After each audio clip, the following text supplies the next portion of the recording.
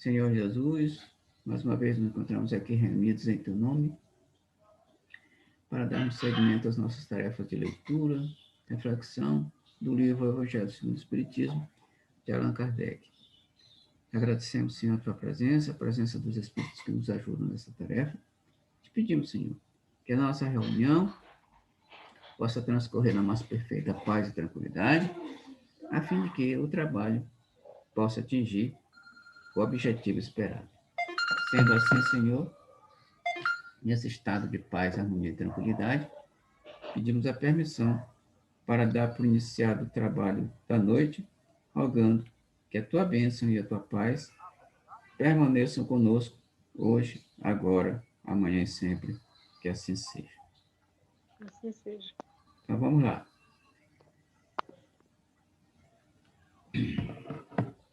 Bom, nós estamos estudando aqui, ó, Silvanildo já está aí no ponto, nós estamos estudando aqui a categoria de mundos habitados, né?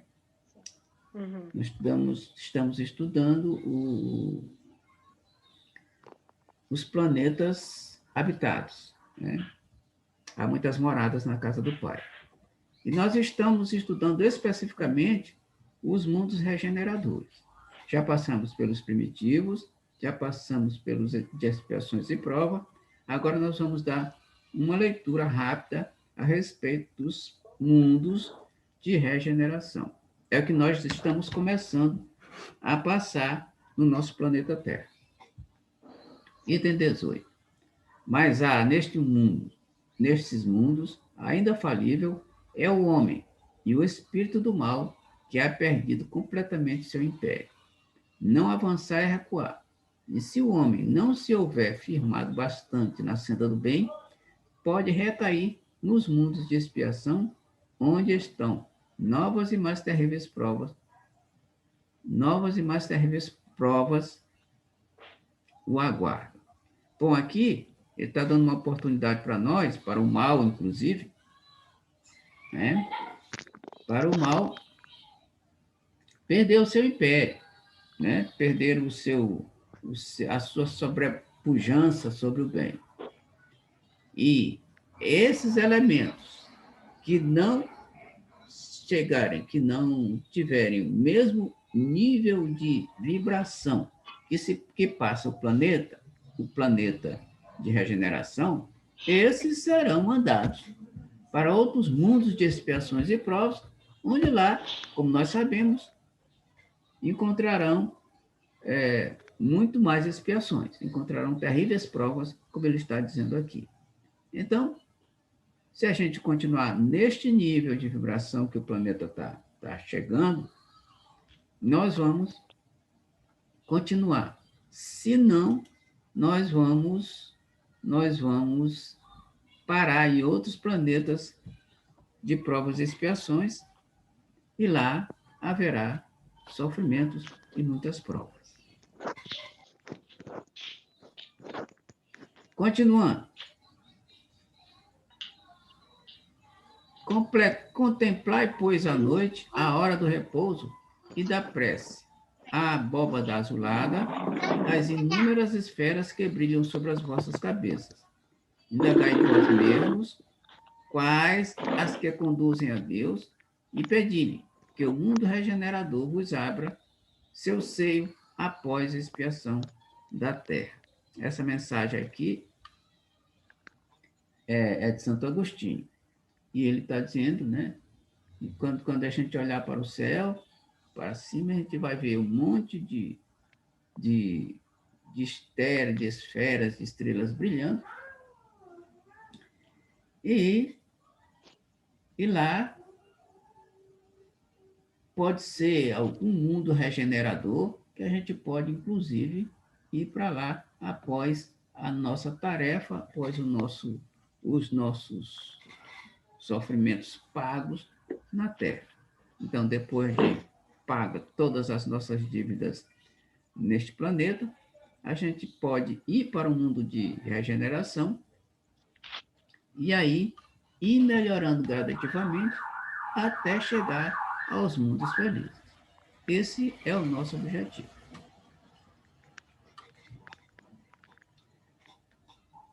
Progressão dos mundos. Item 19. O progresso é a lei da natureza. A essa lei, todos os seres da criação, animados e inanimados, foram submetidos pela bondade de Deus, que quer que tudo se engrandeça e prospere. Bom, então olha só. Essa lei, todos os seres da criação, tanto os que são animados, quanto os que são inanimados, estão submetidos. Por exemplo, quais são os seres animados? O homem, os animais e os inanimados. As plantas. As árvores. As árvores, as plantas. Exatamente isso.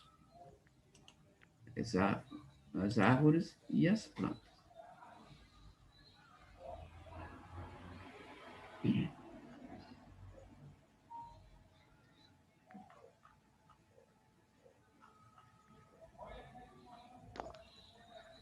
Foram submetidos pela bondade de Deus, que quer que tudo se engrandeça e prospere.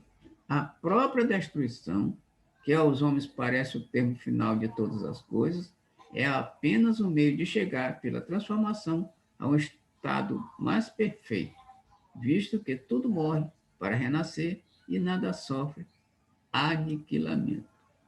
Bom, isso aqui me faz lembrar, e sempre esses estudos me fazem lembrar um seriado que eu, de vez em quando, assisto na Netflix, Universo. Lá os cientistas falam para nós de que as estrelas, às vezes maiores do que o Sol, elas morrem. Passam milhões, bilhões de anos, né? Mas chega um tempo que elas morrem. E a morte dessas estrelas é a explosão, elas explodem. E nesta explosão, é como se fosse a destruição delas.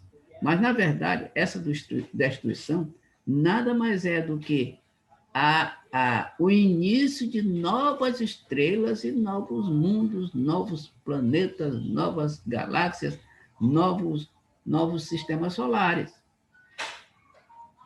Por isso é que a gente não deve se preocupar com a destruição ou as destruições, qualquer que seja ela. Porque essas destruições ajudam a natureza a evoluir, ajudam os seres a evoluírem. Por exemplo, nós estamos passando por uma fase terrível no planeta, que é o Covid, que está, né, está presente nas nossas vidas. Ceifando muitas vidas. Ceifando muitas vidas. É destruição? É. Mas essa destruição vai trazer um monte de coisas positivas, principalmente para as pessoas que estão desencarnando nesse sistema. Então, a gente não pode ser... mesmo? A gente não pode ser pessimista. Nunca. A doutrina espírita nos adverte que a gente não pode ser pessimista, porque tudo de ruim que vem para nós vai nos ajudar a evoluir. Vai ajudar no nosso progresso, vai dar um empurrãozinho. Todas as coisas que nós passamos de ruim, qualquer que seja ela, vai ajudar na nossa evolução, vai nos dar um empurrãozinho. E a gente acha, né, que não deveria passar por aquela situação. É que nem a morte. A gente gostaria que não morresse. Mas, felizmente, a gente morre. Porque a morte é... Felizmente, é. Felizmente, é. Porque já imaginou a gente passar 500 anos nesse corpo aqui, que a gente está com 60 e não está aguentando? Verdade. Aqui, eu conheço uma amiga que é espírita, está estudando espiritismo comigo e com outros colegas, que o pai dela desencarnou ano passado. Sim. Desencarnou ano passado. em plena pandemia. Então, quando ele estava passando por problemas graves de saúde, ele pedia a Deus para morrer, porque ele não aguentava mais ficar naquele corpo. Olha só, Nossa. já imaginou a gente ter que passar 500 anos nesse corpito aqui? É. Seria um grande sofrimento. E, aliás, a morte é a libertação. De quê? Desse corpo e libertar para uma vida melhor, porque o plano espiritual é muito melhor do que viver aqui. E a gente não quer morrer, se apega à matéria. Só que a gente não vê a coisa. Né? A gente só vê o, a parte material da coisa, e por isso a gente sofre mais. Ei, Rubinho, Diga, seu Anil. olha, eu discordo de ti. Pode discordar à vontade. Aqui é o estudo, a gente pode discordar. Depende do. Olha, morrer é bom dependendo de como tu foi. Tem lugar lá que não é muito legal, não. Não, eu estou falando o seguinte. Não, eu Não, eu sei. tô te entendendo. Eu tô só brincando. Eu tô Não, dizendo, não, ó, tudo bem, eu sei. morrer sabendo que vai para o umbral, tu não vai querer morrer de jeito nenhum, tu vai querer ficar aqui. Pois é, vai querer ficar aqui. Mas mesmo tu indo para o umbral, olha o exemplo de André Luiz. Mesmo tu indo para o umbral é o local de sofrimento. E lá tu vai amolecer mais o teu coração e quebrar o teu orgulho. Foi o que aconteceu com André Luiz. Entendeu? Mas, de qualquer forma, a gente vai ser beneficiado. Porque se não fosse André Luiz ir para o umbral e sofrer aquilo que ele sofreu, ele não se curvava diante, né, da visão de que ele deveria pedir auxílio. E esse auxílio foi uma prece fervorosa, e quando ele fez essa prece fervorosa, apareceu a ajuda, e essa ajuda levou ele para outro plano.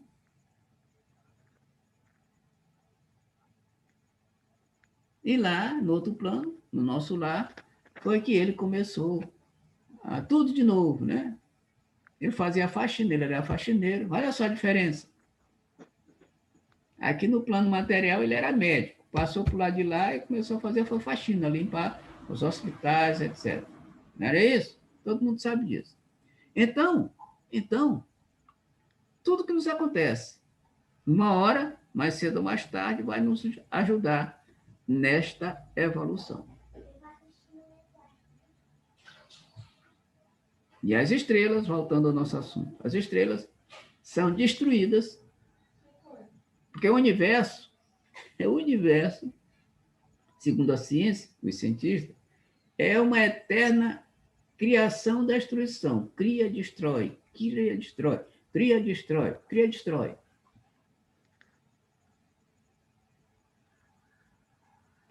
Eles dizem, inclusive, de que o início do universo foi o Big Bang.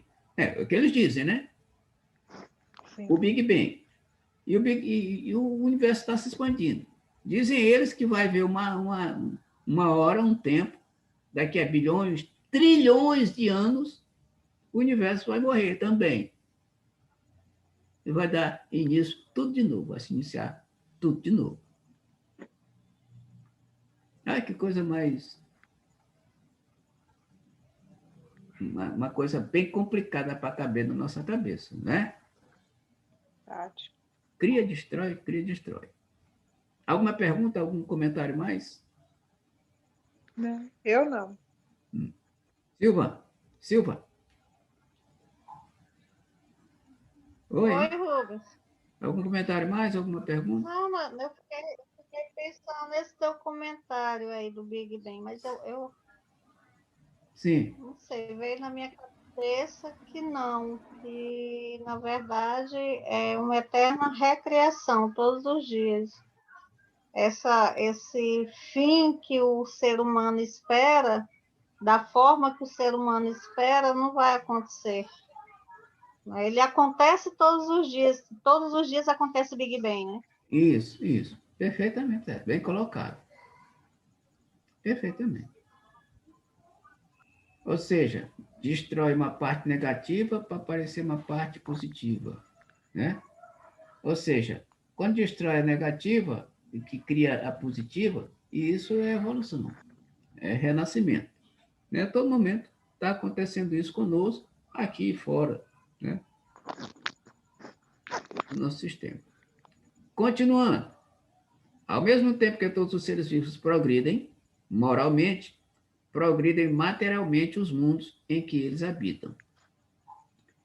Quem pudesse acompanhar o mundo em suas diferentes fases, desde o instante em que se aglomeraram os primeiros átomos destinados a constituí-lo, vê-lo ia a percorrer uma escala incessantemente progressiva, mais de degraus imperceptíveis para cada geração, e a oferecer aos seus habitantes uma morada cada vez mais agradável,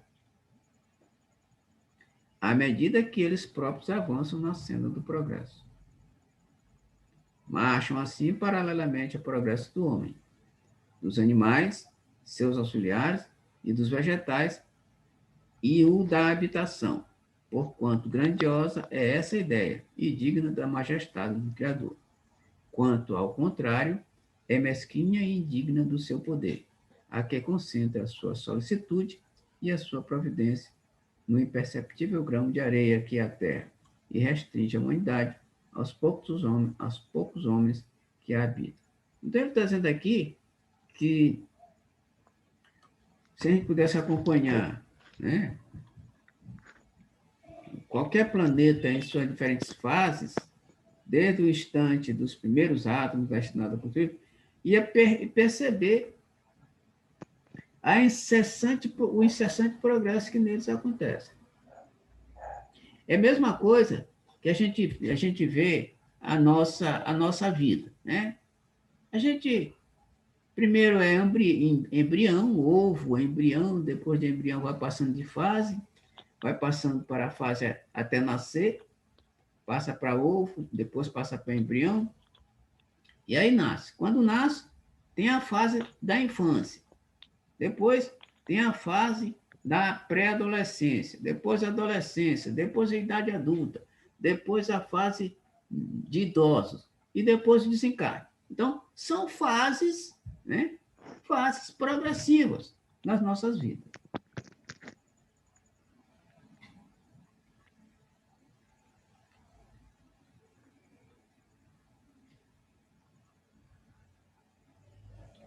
E se a gente pudesse perceber, a gente ficaria, né, encantado com a coisa desse progresso bem gradativo, progresso das nossas vidas. Mais adiante. Segundo aquela lei, este mundo esteve material e moralmente no estado inferior ao em que hoje se acha, e se alçará sobre esse duplo aspecto a um grau mais elevado. Ele é chegado a um dos seus períodos de transformação, em que, de orbe expiatório, mudar-se-á em planeta de regeneração, onde os homens serão ditosos, porque neles imperará a lei de Deus. Então, a fase de regeneração é uma fase bem melhor do que a fase de expiação e provas que nós estamos, né, passando. Né? A fase de expiação e provas está passando, está terminando de passar, e estamos iniciando a fase de regeneração. E esta fase de regeneração, ela se dá em muito tempo, né? Daqui a muitos anos, muitos séculos, ela vai acontecer até chegar ao ápice do que se chama de regeneração, a fim de que a gente passe para uma outra fase que é de planeta de felicidade. Muito bem. Mais alguém quer falar alguma coisa? Não. Então vamos adiante. Essa mensagem aqui também é de Santo Agostinho. E a gente percebe que Santo Agostinho é um dos elementos, são os espíritos atuantes na codificação. Ele está em tudo quanto é canto da codificação. Esse Santo Agostinho que o senhor fala é o mesmo Santo Agostinho da Igreja É Católica? exatamente esse mesmo. É esse mesmo. É aquele grande Santo Agostinho da Igreja Católica. É esse mesmo. Ele assumiu o compromisso junto com outros grandes espíritos do mundo maior para se integrar neste projeto de divulgação da doutrina. Né? Chegar o tempo em que seria... Então, assim, em algum lugar, existe um lugar que eles trabalham em prol dos daqui da Terra, é isso? Eles se reúnem. Eles se reúnem. É como se fosse uma grande cidade que tivesse o governador e tal, e tudo lá, assim? Você não, já leu o Nosso Lar, não já? Já, com certeza. Já, mas Sim, já assisti o filme também. Pois é. Então, é só. Mas assim, é verdade mesmo, parece assim tão distante da uma... É assim, é bom demais para ser verdade, que fica tão... Então, é verdade aquele filme? Aquela história? Na verdade, o espírito está narrando o que acontece lá no mundo espiritual. Nossa. E que, inclusive, ele faz parte daquele mundo. Aliás, o Val. E Silvanilde? Silvanilde acabou de falar, um pouquinho antes, que depois que a gente desencarna, cada um vai para um determinado local, de acordo com as atitudes que tiveram aqui na Terra, né? Sim, sim. Né? Por exemplo, os índios, onde é que eles se aglomeram? Onde é que eles vivem? Em locais próprios deles. No mato, ali né? Aquela história. Sim. E os civilizados vivem onde? Em megalópolis, metrópolis.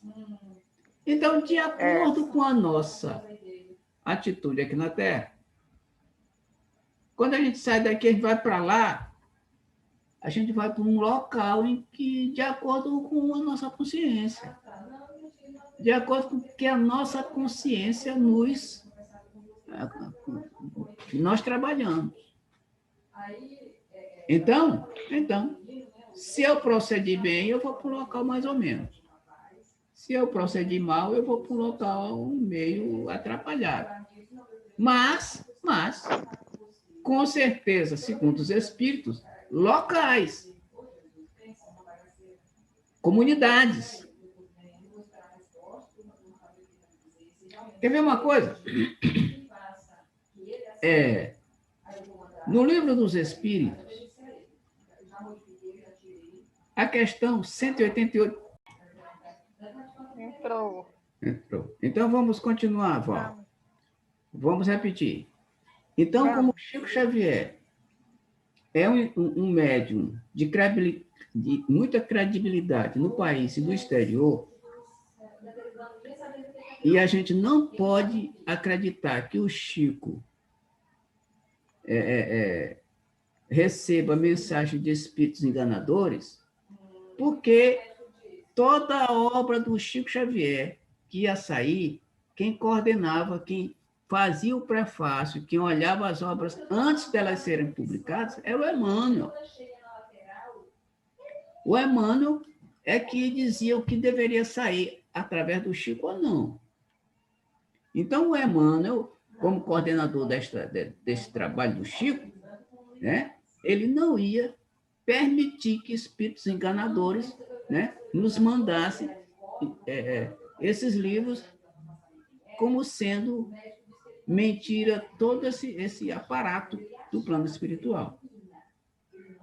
Então, um negócio tão sério desse, a gente não tem como duvidar. E o Não tem próprio como. livro dos Espíritos, né, Rubens? Isso. Não tem como Kardec duvidar. fala. Não tem como duvidar. E todos os romances espíritas falam. Principalmente romances espíritas falam, né, deste outro mundo. Em que os personagens falam do mundo de lá, por que estão lá, quando saíram daqui, tudo isso. E esse livro, Violetas na Janela, é o livro que fala a respeito disso. É um livro que, Rubens? Hein? Que fala a Eu não respeito entendi. disso. Os primeiros livros que eu li quando eu virei espírita foi O Mundo que eu Encontrei, de Luiz Sérgio, e Violeta nas Janelas, de Zíbia. Então é isso. A gente não pode duvidar que do lado de lá tem casas, tem mundos. Estão em outra dimensão, mas tem. André Luiz fala das casas, de como são as casas, os cômodos, os quartos, os banheiros, etc. Ele cita tudinho. Está lá. Tudo lá. Muito bem. Mais algum comentário, alguma pergunta mais? Val, entendeu? Val. Não. Entendi. Vou já baixar esse livro. Isso. Então, pode dar uma olhada lá, tá? Que você vai perceber que isso é muito comum. Então, olha só. Então, morrer não é uma boa, porque a gente vai para o outro lado e encontra um, né? Continua vivendo. Agora eu faço igual que Silvani. Depende de como você vai morrer. Onde nós vamos, né, Val? Nós três, então, porque eu também vou. Né? Nós três, porque eu também vou. Rapaz, Gente, eu não tenho medo de morrer. Da morte em si, eu não tenho medo. Eu tenho medo de duas coisas. De não deixar minhas filhas preparadas, e eu acho que é o meu maior temor, é não deixá-las preparadas. E para onde que eu vou? Então, vamos estudar muito, que isso também não garante muita coisa. Estudo não garante, não. Não garante. Vamos lá. Não garante. O que garante é nossas atitudes. Isso garante, sim. Isso sim garante. Pois é.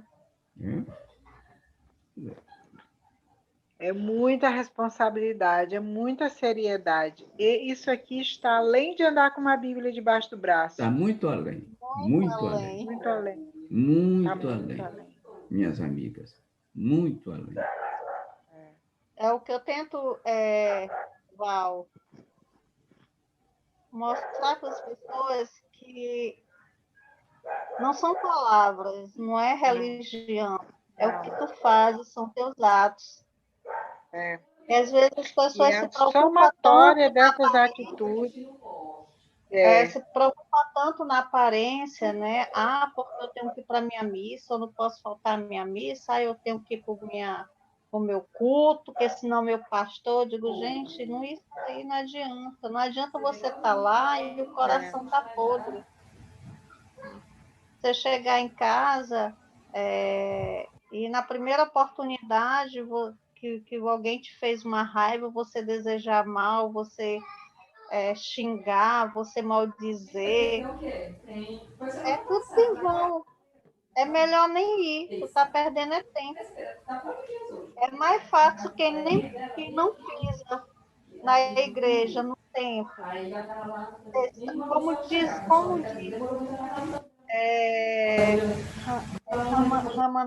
como é o nome dele, Rubens? Quem? Ramatiz? Isso, Ramatiz.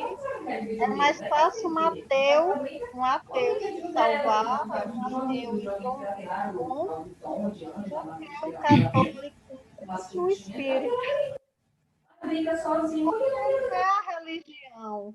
São seus atos, são suas ações, são seus pensamentos, suas atitudes que vai realmente definir tudo. Que vai ser teu juízo final. Está super independente. Pelo menos é assim que eu penso, né? Não sei se eu estou errada. Ele tá mais agora. É exatamente isso. É exatamente isso. E por falar nisso, Silva e Val, quando o Silvanildo falou que conhecimento não adianta, não adianta não. Quer ver um exemplo? Jesus nos dá o exemplo. Os escribas e fariseus eram conhecedores, muito profundos conhecedores da lei. Mas quando Jesus se aproximava deles, dizia o seguinte: raça de víboras, porque vocês são como túmulos, Verdade. são como túmulos, caiados por fora, mas cheios de podridões por dentro. De que adianta a gente conhecer, né? E por dentro a gente ser completamente diferente, né? Igual também a parábola do bom samaritano. O samaritano estava caído, o homem estava caído lá na rua. Dois religiosos, profundos conhecedores da religião, passaram e nem ligaram para o cara. O samaritano passou, que tinha até fama de má vida. Olha só, foi este que deu ajuda ao homem que estava caído na estrada. Olha a diferença. A diferença está bem aí. Atitude. Por isso que ele disse lá também: a cada um segundo suas obras. Ninguém vai ao Pai, ou seja, ninguém se salva a não ser por meu intermédio. Ou seja, praticando os meus ensinamentos. E aí, o que adianta a gente fez um monte de maldade, quando chega bem na hora da morte, a gente se arrepende. Que vai ser salvo? Não vai ser salvo. Não é assim. Um monte de gente crente, crente que é assim. Tem um monte de gente crente que é assim, mas não é assim, não. Não é assim. Não é assim. Se fosse assim, era fácil, né, Rubinho? Não precisava muito nem fácil, reencarnação.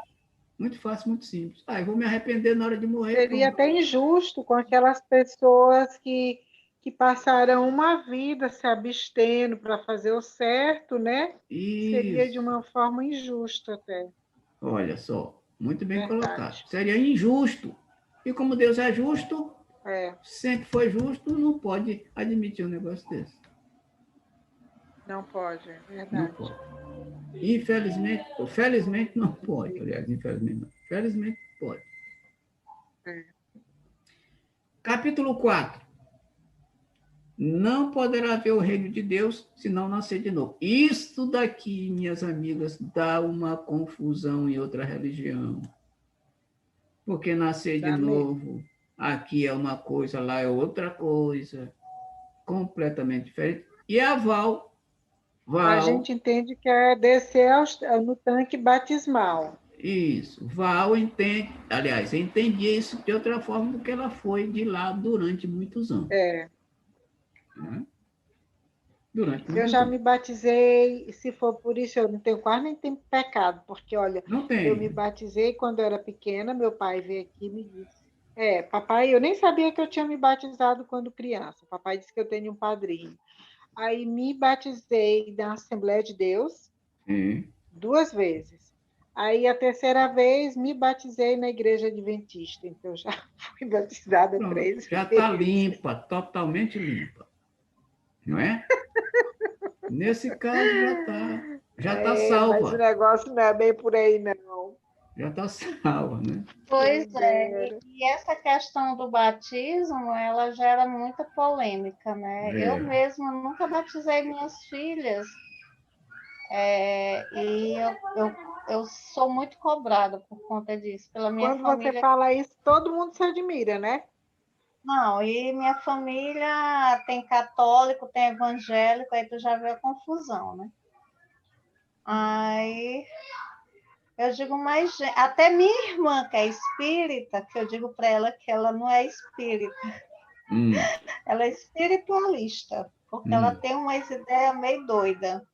Até minha irmã, que se diz espírita, ela diz que eu tenho que batizar minhas filhas.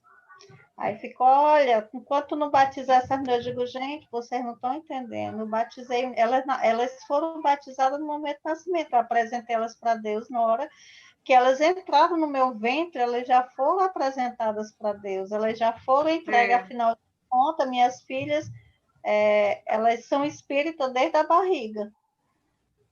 Mas, Rubinho, isso é uma confusão tão grande. Aí é uma confusão. Aí, não, mas até Jesus se batizou. Eu digo, rapaz, ó, esse simbolismo do batismo na Bíblia, ela é muito confusa. Olha só, por falar nessa história que até Jesus se batizou, vamos voltar lá.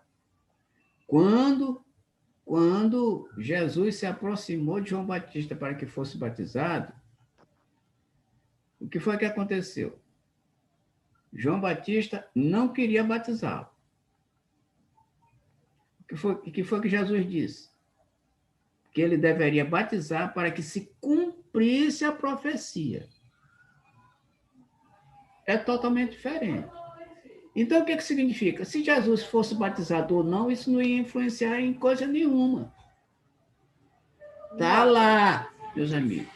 Então, ele se batizou simplesmente para cumprir um ritual para aquelas pessoas. Isso. Não que fosse influir e modificar a vida dele. Pois é. E João Batista disse que o batismo era apenas um símbolo, que a partir dali para eles mudarem de comportamento. Porque no momento que a gente muda de comportamento, nós batizamos, nós estamos batizados. Olha só. Então não precisa o ritual. Olha só. Não precisa o ritual do batismo para a gente mudar. Ou seja, a partir do momento que eu me comprometo comigo mesmo que a partir de agora eu vou mudar, eu já estou batizado, porque eu mudei de comportamento para melhor. Não precisa o ritual. O ritual é simbolizando que a partir daquele momento a pessoa deverá se comprometer a mudar radicalmente. Não tem aquela história, mudou da água para o vinho? Pois é, a partir da mudança de água para o vinho, o cara se batizou, sem o ritual. Pois é, na realidade, tem muita gente que se batiza na igreja, está há muitos anos na igreja, e não tem nem a semelhança de cristão, imagine de Cristo. Verdade, verdade. Mas quem enche a boca pode estar batizado. Mas não tem a semelhança nem de cristão. Eu conheço um caso. Imagina de Cristo. Eu conheço um caso aqui, pessoal. Mas o que mais me admira são espíritas que diz que tem que batizar. Pois é. Eu digo, mas como é que tu é espírita? Está misturando as coisas. Tu vai para uma igreja católica batizar teus filhos, porque tu tem que batizar, porque no espiritismo não existe batismo. Está misturando as coisas. Está se contradizendo. É católico disfarçado de espírita. Olha só, por falar nisso, eu tenho um caso que eu conheço concreto, minhas amigas, de que uma pessoa evangélica foi numa casa de umbanda ou coisa parecida para fazer mal para uma vizinha.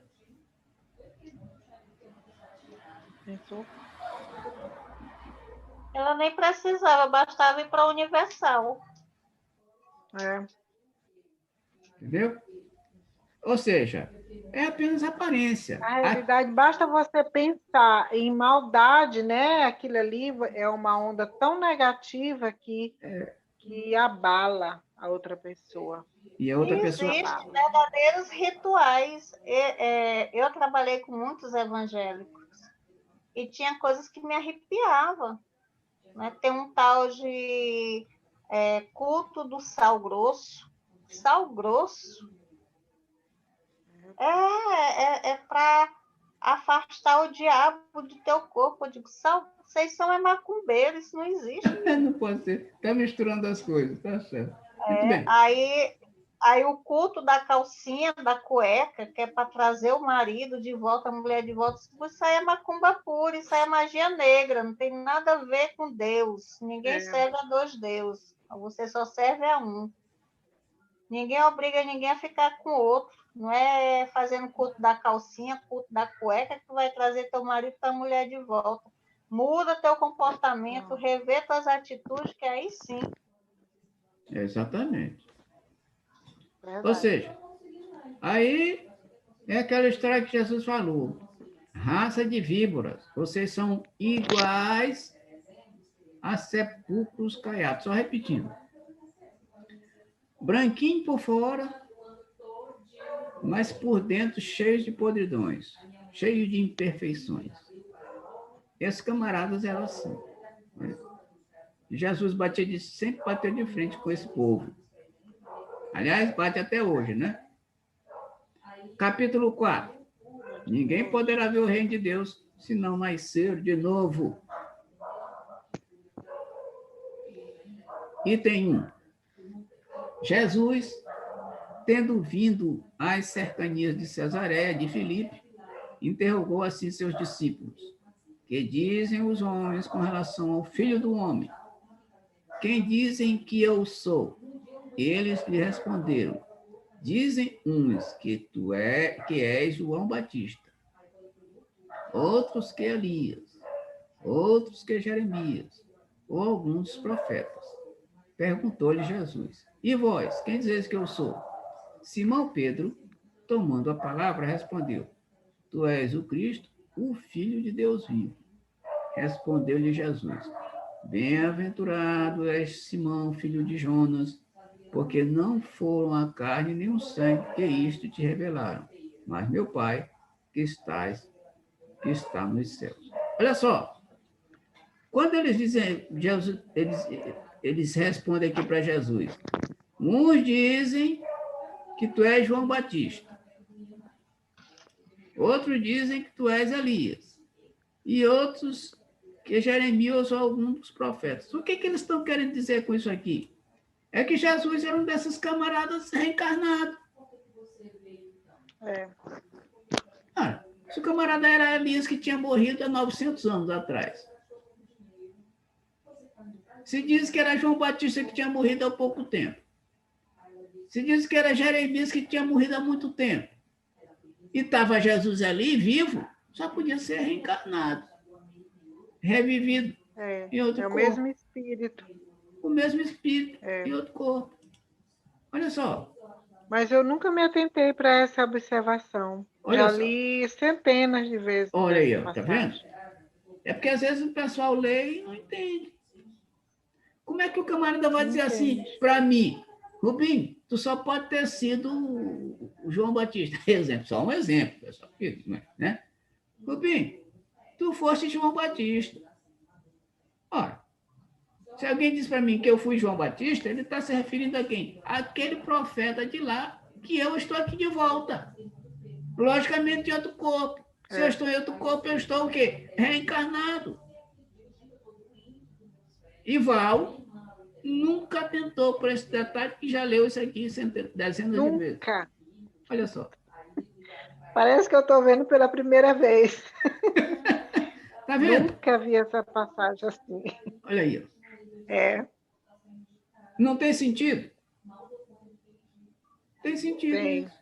Tem sentido. Tem sentido. Isso significa dizer que os discípulos de Jesus sabiam e tinham conhecimento da reencarnação.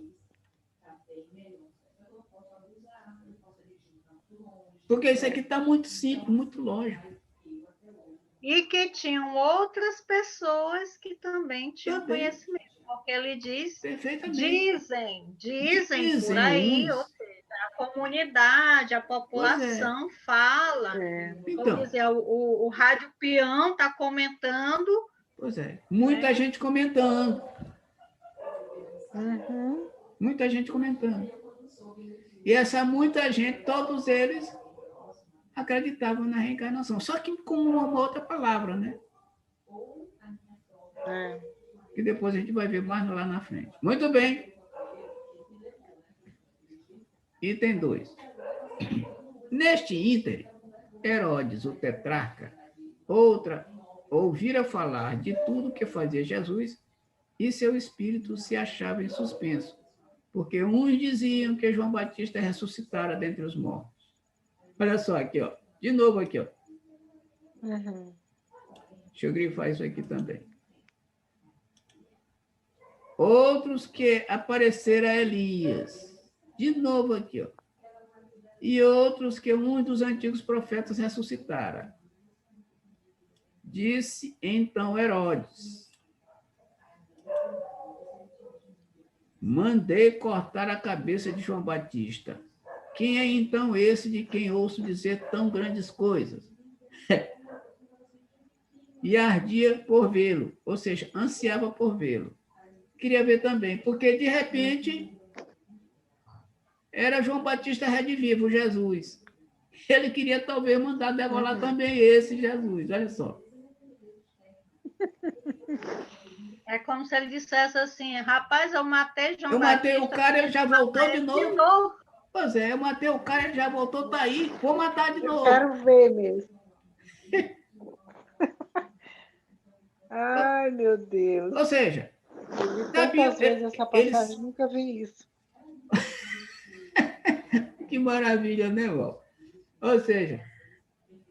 Verdade. Eles sabiam que o camarada poderia voltar.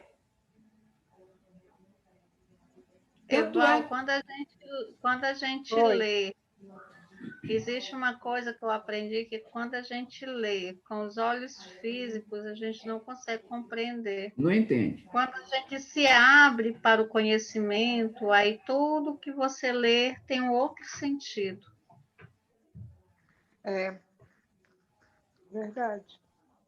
Porque até então você estava tão fechada, né? Igual, desculpa a expressão, não é só um comparativo, um jumento com venda. Aquelas viseiras, sim. Isso. Que você não consegue aceitar outra interpretação. Mas aí não. quando você... A gente, na realidade, nem vê. Parece que essas passagens a gente... Aí quando tira a venda, essa você se assusta. A gente não consegue ver esses detalhes e nem eles são falados na igreja. Não se fala neles. Porque o objetivo deles é deixar vocês na ignorância, Val. Não se fala dessa forma como vocês estudam, que vocês estudam detalhes a fundo, vocês vão lá além da escrita. Isso. E lá não, a gente tem algumas frases que não são, se leem, mas não se estudam, porque ler e estudar é diferente, né? Isso. É verdade. Verdade. Sim, aí também tem aquele caso, Val, de que eles querem que o povo, que os seus assistentes continuem ignorando determinados fatos. Porque quanto mais ignorante é uma comunidade, mais fácil da gente controlá-la. Verdade. Muito mais fácil. Verdade. Então, quanto mais cego for o pessoal que eu dirijo, melhor eu vou conseguir. Até porque não tem como perder um pedacinho do céu, né? Se as pessoas descobrirem que o céu é outra história. É outra história. Então, vamos continuar. 3. Após a transfiguração, seus discípulos então o interrogaram desta forma: por que dizem os escribas ser preciso que antes volte Elias? Jesus lhe respondeu: é verdade que Elias há de vir e restabelecer todas as coisas. Olha aqui, ó, mas eu vos declaro que Elias já veio e eles não o conheceram e o trataram como lhes aprouve. Olha aqui só. Ora, por que eles não conheceram Elias, minhas amigas? Porque ele estava com uma outra figura, estava diferente. E quem era Elias agora? Sim. João Batista. João Batista. Jesus está afirmando aqui que Elias já tinha vindo e eles não conheceram Elias e trataram como lhes aprouve. Ou seja, mataram o cara. E assim que farão sofrer o Filho do Homem. Então, olha só bem aqui. Então, seus discípulos compreenderam que fora de João Batista que ele estava falando. Sim. Bom, aqui, os discípulos entenderam que Jesus estava falando de João Batista e Elias ao mesmo tempo. Está claro aqui no texto. Olha só, de novo, repetindo. Os discípulos compreenderam que fora de João Batista e que ele estava falando. Esse João Batista que ele estava falando era exatamente o Elias, que tinha vindo e eles não tinham conhecido. Tem coisa mais clara do que essa? Não tem. Verdade, muito claro. Claríssimo. Não tem coisa mais clara do que essa. A interpretação de lá, o que é? Não tem nada a ver com reencarnação. É que ele tinha o mesmo comportamento de Elias, que João Batista tinha o mesmo comportamento, parecia da mesma forma, tinha atitudes semelhantes, tal. Mas só que no livro Malaquias, lá do Antigo Testamento, fala a respeito da ida, da volta de Elias. Da volta de Elias. E Jesus se refere a isso. Uma época lá do seu evangelho. Que lá em Malaquias. Malaquias é um livro pequeno, de 4 capítulos, parece. Um livro pequeno. E lá ele diz, ele fala quase que um capítulo todo, 2 capítulos, com relação a esta volta de Elias. Com esta volta de Elias. E Jesus se refere a isso depois. Muito bem. Ressurreição e reencarnação. Rubinho. Diga. Antes de tu ir para outra, tem uma parte desse... Só volta o texto aí novamente. O que mais me chama a atenção nesse texto não é essa parte que está grifada, é quando ele fala, é verdade que Elias há de vir e restabelecer todas as coisas. Certo. Ou seja, ele diz que enquanto tiver débito, nós teremos que voltar. Né? Ele diz que Elias tem que voltar porque ainda ficou coisa para ser resolvida. Certo. Perfeito. E depois ele afirma, ele até já veio. Ele já veio, mas não conseguiu resolver todas as pendências, já que ele vai ter que voltar novamente. Perfeito. Perfeitamente.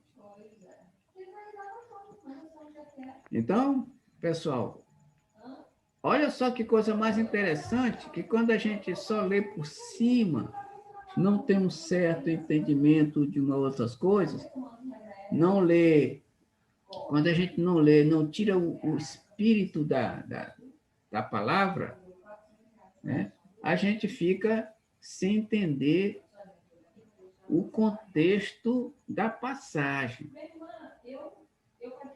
Porque se nós formos interpretar tudo isso aqui ao pé da letra, algumas vezes a gente não consegue entender.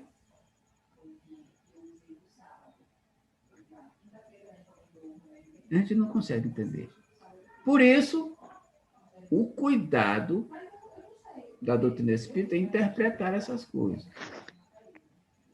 Até porque nós temos a visão espiritual das coisas. Né? Tanto é que o Espiritismo é uma doutrina dos espíritos. Ou seja, Os espíritos estão do lado de lá, dizendo para a gente ver a coisa por outro ângulo, pelo ângulo espiritual. E quando a gente faz isso, nós, com certeza, entenderemos o passo a passo das coisas. Agora eu fico pensando, se João Batista, que era uma elevação só, ainda teria que voltar, então eu estou lascada. Nós. E eu. E eu. Incontáveis vezes. Nós. E eu. Para você ter uma ideia do que é a seriedade da reencarnação, né? Que às vezes você vê uma pessoa que tem uma tão elevada visão espiritual, mas, no entanto, essa pessoa ela ainda tem muita coisa para se resolver, né? E a gente acha, às vezes a gente quer um pobre ser encarnado, acha que somos o cara, né? Somos os tais, né? Nós somos os caras. Esse texto aí, ele é um verdadeiro tapa na cara, como quem diz, acorda que tu não é nada. Pois é. Acorda. Verdade.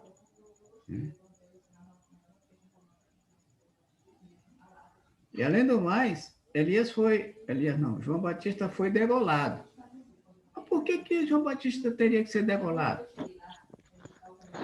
Porque, como Elias, olha outra semelhante interessante, como Elias, ele mandou degolar, naquela época, 400 sacerdotes de Baal, de outro Deus. Uhum. Então, ele deveria passar. João Batista não tinha medo de nada. Não tinha medo de nada. Enfrentava tudo, todo mundo, né? Dizia tudinho na cara. Por isso é que o Herodes ficou com raiva dele e mandou degolar. Aliás, tramaram, né? Ele chamava o erro pelo nome. Ele não ficava dando nome para coisas erradas. Ele chamava o erro pelo nome. Pelo nome. Pelo nome. E aí Herodes tramou com a mulher e com a filha da mulher enteada, né? Para pedir a cabeça de João Batista. Ele já estava preso, né? Só faltava mesmo, né, um detalhezinho para tirar a cabeça do homem. Beleza? Meninas, como nós estamos já com 1 hora de estudo, nós vamos voltar para a próxima reunião aqui, ressurreição e reencarnação, como assunto importantíssimo para a próxima reunião, que tem a ver exatamente com, né, ninguém pode ver o reino de Deus se não nascer de novo. A confusão que existe entre ressurreição e reencarnação, que eu dei um toquezinho um pouquinho lá em cima, um pouquinho antes na nossa leitura. Beleza? Alguma pergunta? Não. Muito algum comentário a mais? Tranquilo. Não. Tá. Não. Então vamos... Deixa eu ver aqui uma coisa. Vamos fechar os nossos olhos para a gente encerrar o trabalho da noite de hoje. Fechei os olhos. Silva, não quer fazer a prece para nós? Ajuda aí. Rubinho. Então vamos lá. Já estou de olho fechado. Tá.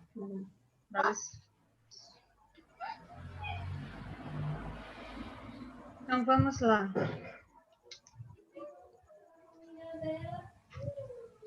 Amado Mestre Jesus,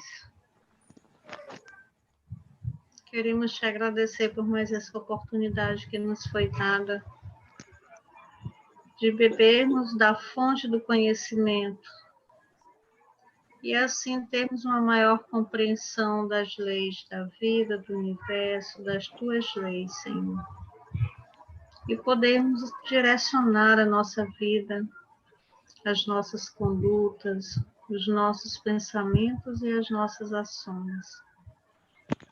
Agradecemos imensamente a presença dos espíritos que aqui se fizeram presente, nos auxiliando, nos conduzindo nessa compreensão, aos mentores espirituais de cada um que aqui estiveram,